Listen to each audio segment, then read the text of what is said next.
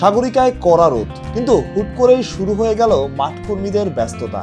কেউ দৌড়চ্ছেন, আবার কেউ কাভার টানছেন। হুট করেই সাগরিকা আগ্রহের জন্ম দিল। এমনকি ক্রিকেটাররাও অনুশীলন থামিয়ে চলে গেলেন ড্রেসিং রুমে। বৃষ্টি নেই, কড়া রোদ, এর মধ্যে কাভার কেন? অনুশীলনই বা কেন বন্ধ করা হলো? একটু পরই পাওয়া গেল উত্তর। হুট করেই বৃষ্টি শুরু হলো, তখনই বোঝা গেল কারণটা। এই রোদের মধ্যেও বৃষ্টির আভাস পেয়েছিলেন মাঠকর্মীরা, যা কেউ বুঝতেই পারেনি। কোনো আগাম আবহাওয়ার পূর্বাভাস না, নিজস্ব পদ্ধতিতেই এই আভাস পায় চট্টগ্রামের মাঠকর্মীরা। ব্যাপারটা খানিকটা ইন্টারেস্টিং, তাই না? রোদের মধ্যেও তারা বুঝে গেল বৃষ্টি আসছে। ঠিক এমনটাই হয় শ্রীলঙ্কার গলের মতো বীরশ্রেষ্ঠ flight lieutenant Motiur Rahman cricket স্টেডিয়ামের পাশেও সমুদ্র।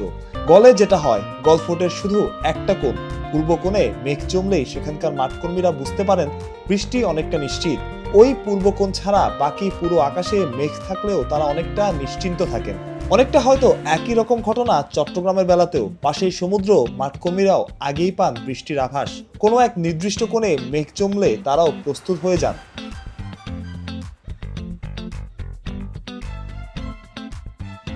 মানুষের মধ্যে অদ্ভুত কিছু গুণ থাকে, বোঝার ক্ষমতা থাকে। এই যেমন চট্টগ্রামের মাঠকর্মীরা মুগ্ধই করলেন। তারা জাদু জানেন না, তবে আছে তাদের অভিজ্ঞতা, বোঝার ক্ষমতা। দারুণ একটা ব্যাপার। প্রত্যয়, বিডি ক্রিক টাইম।